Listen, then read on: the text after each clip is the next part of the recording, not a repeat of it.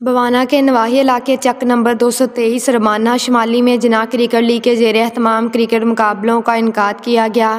مقابلوں میں ضلع بھر سے 32 ٹیموں نے حصہ لیا۔ فائنل میچ چک نمبر 210 تارڑ اور چک نمبر 241 منگوانا کی ٹیموں کے مابین کھیلا گیا۔ اعصاب شکن مقابلے کے بعد چک نمبر 210 تارڑ کی ٹیم نے میدان مار لیا۔ چک نمبر 210 کی ٹیم نے پہلے کھیلتے ہوئے مقرر کردہ 15 اوورز میں سے 157 رنز کا ٹارگٹ دیا۔ جواب میں چک نمبر 241 منگوانا کی ٹیم 15 اوور میں 136 رن بنا کر آؤٹ ہو گئی۔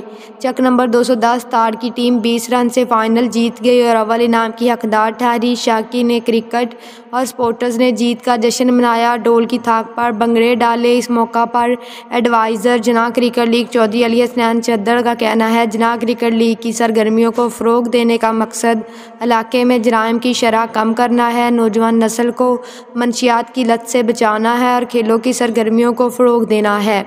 جس ملک کے ہسپتال ویران ہوتے ہیں۔ جناح کرکٹ لیگ کے فائنل میں صدر جناح کرکٹ لیگ چودھری عابد حسین چدر، مہر شاہد ریاض سپرا، مہر نعیم سپرا، مہر امیر خان جپا خان، طارق محمود نیازی، ظفر خان بلوچ، مہر طاہر نواز سپرا، سید زاہد عباس شاہ بہاری، اس کے علاوہ مختلف لیگوں کے صدور اور دیگر عہدیداران نے شرکت کی۔ آخر میں خصوصی مہمانوں کی طرف سے فائنل کی فاتحہ اور رن اپ ٹیموں میں ٹرافی، کیش اور دوسرے انعامات تقسیم کیے گئے۔